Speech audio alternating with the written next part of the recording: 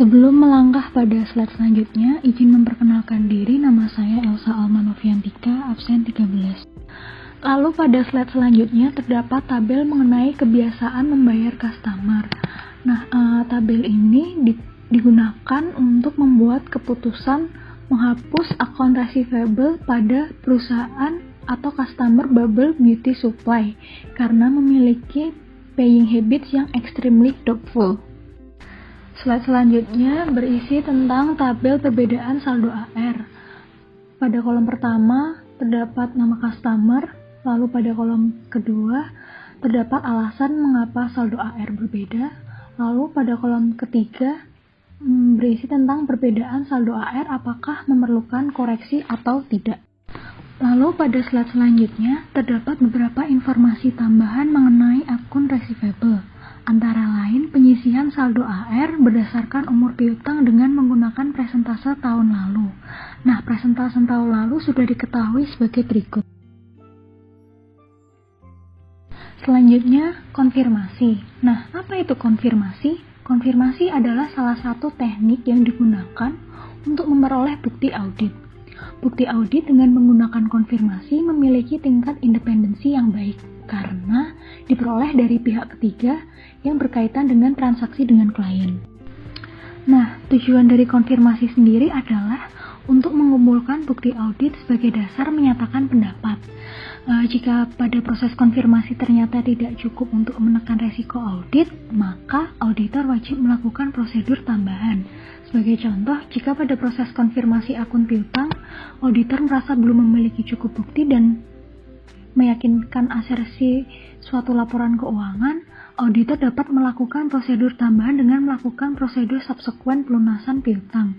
Jadi, auditor akan melakukan pembuktian saldo piutang per tanggal laporan keuangan dengan mengecek pelunasan piutang tersebut setelah tanggal pelaporan. Next, kita akan belajar mengenai jenis konfirmasi. Konfirmasi dibagi menjadi dua, yaitu konfirmasi positif dan konfirmasi negatif. Konfirmasi positif biasa dilakukan untuk jumlah sampel kecil, namun dengan saldo yang besar. Pada bentuk konfirmasi positif biasanya menyebutkan informasi yang dibutuhkan auditor, dan responden menjawab setuju atau tidak. Namun terkadang pada konfirmasi positif, auditor mengosongkan informasi yang hendak ditanyakan dan pihak respondenlah yang mengisikan informasi tersebut. Konfirmasi positif dapat dijadikan sebagai bukti audit jika responden membalas konfirmasi yang diberikan. Lalu pada konfirmasi negatif biasa dilakukan untuk sampel dengan jumlah besar namun dengan saldo yang kecil. Nah, bentuk konfirmasi ini juga mencantumkan informasi yang hendak ditanyakan kepada pihak responden. Namun, pada konfirmasi negatif dapat dijadikan alat bukti audit meski tidak mendapatkan jawaban. Hal ini dikarenakan pada konfirmasi negatif responden tidak perlu menjawab jika informasi yang tercantum sudah sesuai. Nama saya Fadila Andira dari absen 14 akan melanjutkan presentasi mengenai kertas kerja dari si account receivable. Jadi di sini kita sudah memiliki kolom yang sudah tertera di permanent file yang ada di buku. Jadi di sini kolomnya ada nomor, nama konsumen, ada account receivable yang dirinci berdasarkan umurnya. Ada yang berumur 0 sampai 30 hari, 30 sampai 60, 60 sampai 90 hari dan juga ada yang lebih dari 90 hari. Jangan lupa di akhirnya kita akan memberikan total. Di sini kita bisa melihat bahwa perusahaan ini memiliki 16 orang konsumen. Nah, jadi di sini langkah pertama yang harus dilakukan oleh seorang auditor itu harus melakukan voting dan cross voting. Voting dan cross voting itu adalah pengecekan secara vertikal maupun horizontal. Yang dimaksud dengan pengecekan secara vertikal itu adalah pengecekan ke bawah. Jadi contohnya di sini untuk piutang yang berumur 0 sampai 30 hari, ini kan ada beberapa nih. Kita harus cek apakah benar totalnya itu kan di bawah dia udah buat 188.187. Jadi kita harus menghitung ulang emang benar nggak sih gitu, karena kita sebagai seorang auditor tidak boleh serta-merta mempercayai hitungan ini, kita harus cek lagi gitu kan. Jadi kita cek dulu, oh ternyata benar nih jumlah dari 2100 tambah 7400 tambah 2380 dan seterusnya selanjutnya jumlahnya itu 188.187. Begitu juga selanjutnya total yang berumur 30-60 hari, 60-90 dan lebih dari 90. Selanjutnya kita bisa melakukan cross footing. Cross footing itu adalah pemeriksaan secara horizontal, pemeriksaannya ke samping nih. Contohnya untuk dia si alpha aroma, dia kan memiliki ada 3.900, itu kan jumlahnya 3.900. Untuk si bubble dia punya 750, jumlahnya 750. Untuk dia si body bar kita jumlah ini 2.100 tambah 800 tambah 1.050. Benar nggak sih jumlahnya itu emang 3.950? Kalau udah benar, kita bisa memberikan tanda footing dan cross footing. Kalau tanda footing itu dia seperti tanda untuk pangkat, kita berikan di bawah kolom jumlahnya itu. Sedangkan kalau tanda cross footing kita berikan tanda lebih kecil dari, kita letakkan dia di samping totalnya itu.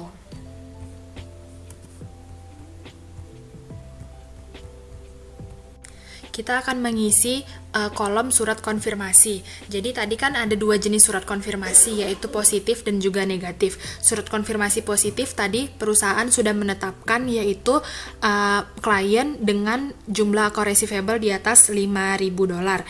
Jadi di sini kita memiliki 7 perusahaan dengan account receivable di atas $5.000. Ini udah ada datanya tadi di soal dan saya berikan juga cuplikannya. Ada Capital Orders, Darings, Frankly, Inchance, Tears, William dan juga Young. Jadi di sini kita masukkan dia perusahaan-perusahaan itu surat konfirmasinya jenisnya positif dan juga kita berikan sumbernya. Sumber ini adalah dokumen sumber yang kita bisa lihat di permanent file. Oke, selanjutnya berarti kalau perusahaan yang memiliki saldo core receivable di bawah 5.000 berarti dia jenis surat konfirmasinya yaitu negatif. Oke, selanjutnya kita akan mengisi penerimaan account receivable sampai 15 Januari 2004. Tadi kan sudah dijelaskan sebelumnya oleh Elsa. Auditor itu selain memberikan surat konfirmasi juga bisa melakukan pengecekan subsequent. Jadi pengecekannya itu berguna untuk memastikan apakah kalau perusahaan mengakui dia sudah melunasi account receivable, apakah benar dia sudah melunasi account receivable itu di tahun yang diaudit atau malah dia sudah melunasinya di tahun depannya. Jadi saya berikan lagi cuplikan yang udah ada di soalnya ini tadi. Ini ada beberapa perusahaan yang melakukan pelunasan di awal tahun 2014. Jadi di sini kita tinggal masukkan saja angkanya. Ada body bar, ada capital orders, ada cut rate discount gitu dan juga seterusnya. Kita masukkan di sini berapa ribu masing-masing mereka sudah melunasi piutang di awal 2014. Selanjutnya di sini ada kolom kebiasaan dalam pembayaran. Fungsi dari kolom kebiasaan dalam pembayaran ini, kita sebagai auditor ataupun pihak perusahaan itu harus mengenali si konsumennya. Kenapa dia harus mengenali konsumen? Karena ini kan berhubungan dengan account receivable ya. Karena kan biasanya orang melakukan penjualan dengan kredit. Jadi kalau dia melakukan penjualan dengan konsumen tapi ternyata konsumennya ini memiliki citra yang buruk, nggak bisa bayar, kan lebih baik dia nggak usah melakukan penjualan dengan yang seperti itu ya. Jadi di sini kita ambil lagi datanya dari soal tadi, saya berikan lagi cuplikannya bahwa di sini ada si alpha aroma itu kebiasaan membayarnya itu bagus. Baru kalau si bubble beauty itu dia kebiasaan membayarnya itu sangat meragukan. Di sini bisa kita lihat bahwa si bubble beauty itu memiliki account receivable sebanyak 750 tapi belum dilunasi sampai lebih dari 30 hari. Jadi dia udah punya utang lebih dari 90 hari dan jatuh tempo, dia juga belum membayarnya. Terus untuk si body bars dia lambat membayar tapi masih bagus, begitu juga semuanya bagus-bagus, tidak ada masalah, tidak pernah melakukan kesalahan. Terus perusahaannya baik didirikan gitu kan. Terus di sini kita bisa perhatikan untuk perusahaan yang and beautiful itu dia di sini dibilang bahwa 1748 dari si account receivable-nya itu sudah diizinkan oleh pihak manajemen untuk dihapuskan. Kita akan melakukan penyesuaian terhadap nilai dari account receivable yang masih salah menurut auditor. Yang pertama itu adalah kita bisa lihat di halaman 61 saat controller dan juga sales manager itu sepakat untuk menghapus saldo dari account receivable-nya Bubble Beauty, karena Bubble Beauty ini kebiasaan pembayarannya itu sangat meragukan. Dia memiliki $750 piutang, tapi umurnya itu sudah lebih dari 3 bulan, dia tetap juga tidak bisa membayarnya, sehingga mereka sepakat untuk menghapusnya saja.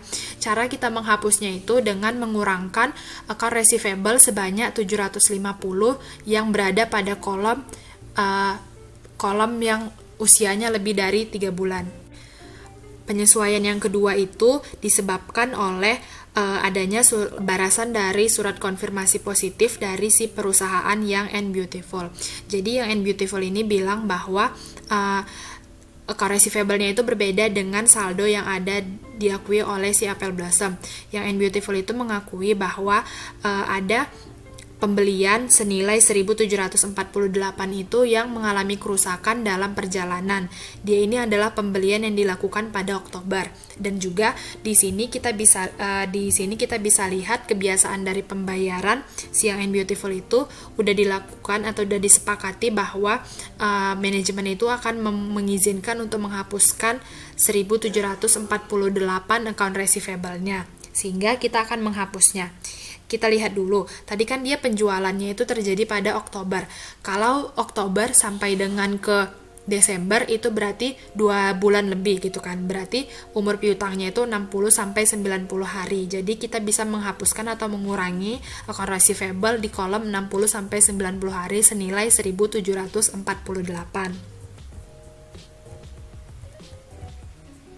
Selanjutnya, karena ada perbedaan balasan dari surat konfirmasi dari perusahaan InChange.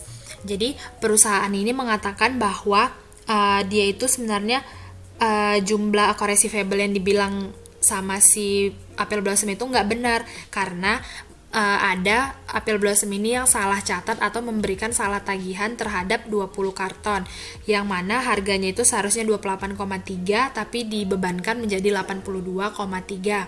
Jadi di sini kita harus melakukan penyesuaian karena kita yang melakukan kesalahan.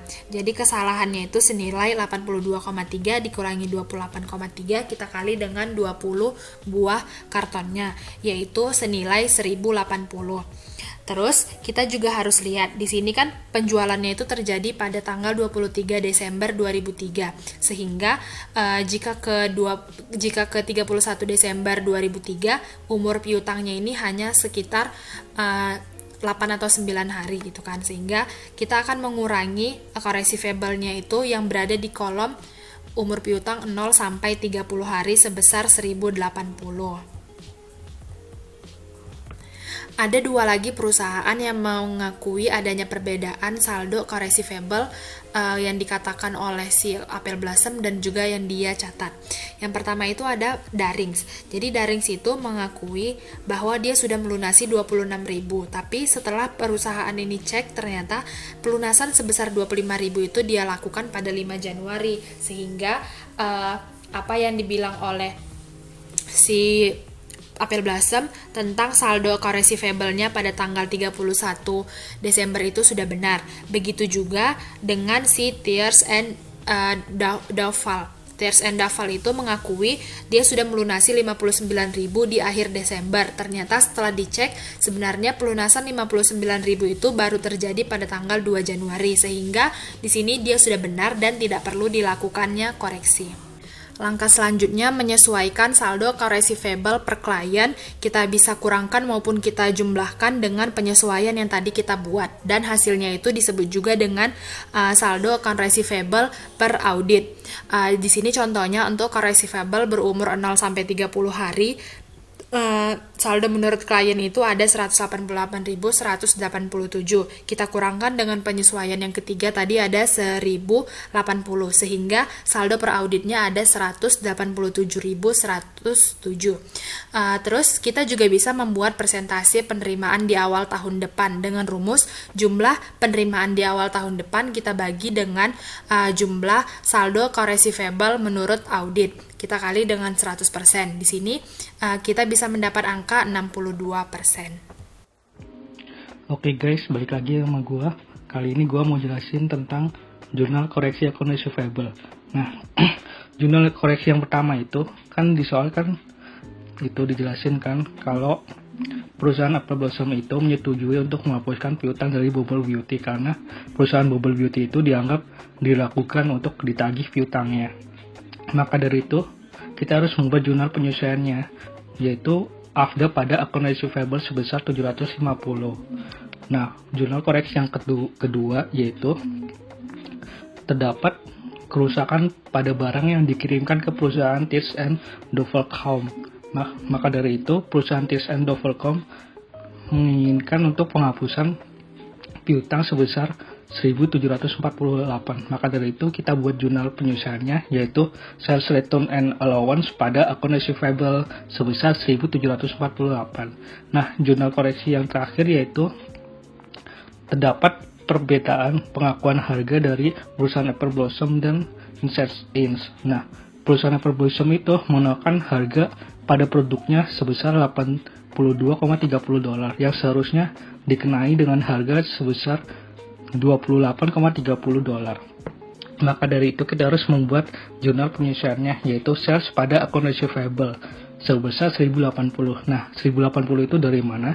Dari 82,30 dikurangi 28,30 dari perbedaan harganya tadi, terus dikali 20.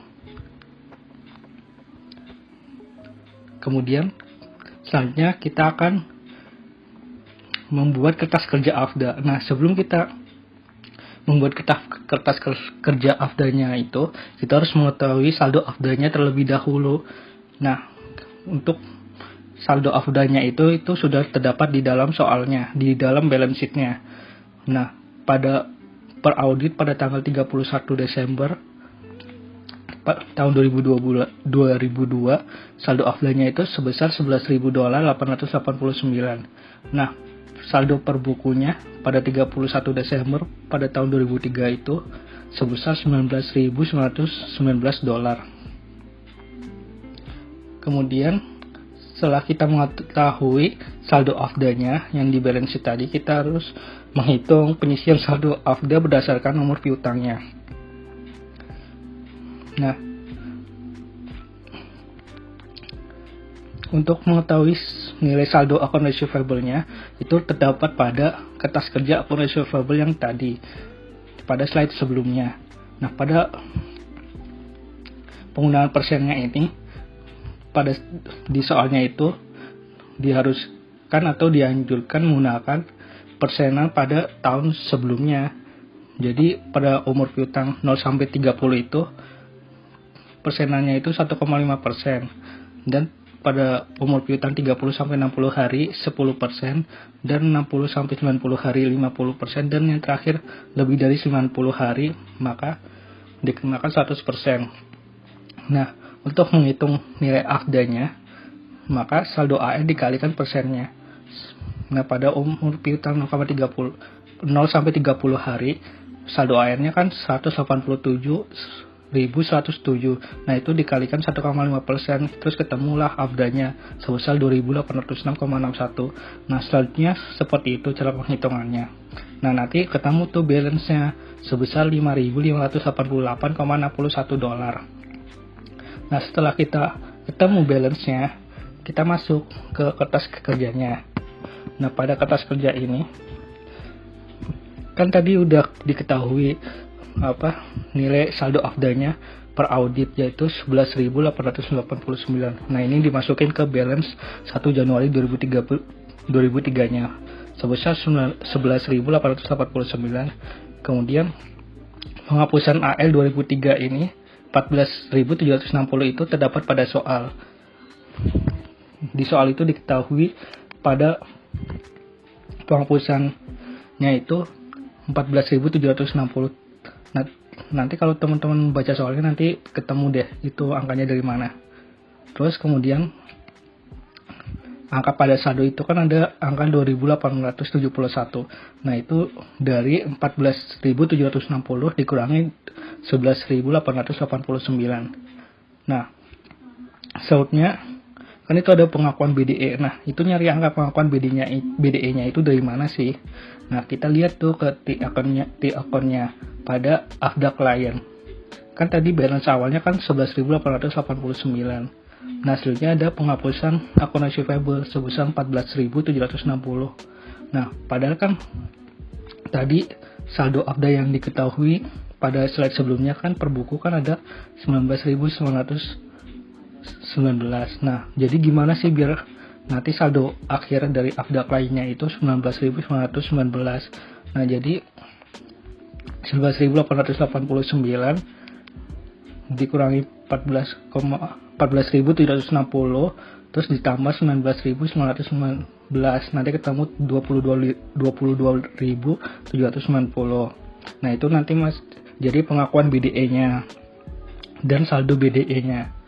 Nah, kemudian ke jurnal koreksi dari auditor sebesar 750. Nah, angka ini dari mana? Angka ini itu dari jurnal penyesuaian pada kertas kerja akun receivable-nya. Tadi kan di kertas kerja akun receivable-nya kan hanya cuma ada satu ya akun AFDA-nya di jurnal penyesuaiannya, yaitu AFDA pada akun receivable pada perusahaan Bubble Beauty sebesar 750. Nah, nanti dimasukin ke sini sebesar 750. Nah, terus saldonya ya. Terus masuk ke saldonya kan. Saldonya kan di sini 19.169 itu dari 19.919 dari balance per bukunya pada 31 Desember dikurangi 750 dari jurnal koreksi auditor. Nah, ketemulah 19.169. Nah, terus ini terus masuk ke penyesuaian BDE-nya. Nah, dari mana sih angkanya itu? Kan tadi ada balance dari AFDA-nya ya per auditnya 31 Desember itu dari slide sebelumnya, kertas pada penyusunan saldo AFDA berdasarkan nomor piutang kan tadi ada 5.588, atau kalau kita buletin jadinya 5.589. Nah, bagaimana sih cara ngitung penyusunan BDE-nya? Nah, kita lihat tuh ke T-account di sampingnya. Kan ini ada T-account dari AFDA auditor. Kan pada AFDA pada balance per booknya itu kan sebesar 19.919. Nah, ntar dikurangi 750 dari jurnal koreksinya, terus ditambah dari 5.588,61 dari balance per auditnya. Nanti ketemu tuh 13.580,39. Nah, setelah kita ketemu penyusunan BDE-nya sebesar 13.580, kita buat jurnal koreksi AFDA pada slide selanjutnya, yaitu jurnalnya gampang, tinggal AFDA pada BDE atau return earning sebesar 13.580 tadi. Nah, sekian presentasi dari saya. Yeay, selesai! Nah, itu dia penjelasan dari kelompok kami. Semoga kita semua makin paham ya. Kami mohon maaf apabila ada penjelasan materi yang kurang tepat. Kami menerima segala saran dan kritikan yang teman-teman berikan agar kita semua bisa tetap sama-sama belajar. Semoga suka dengan video kami. Sampai jumpa!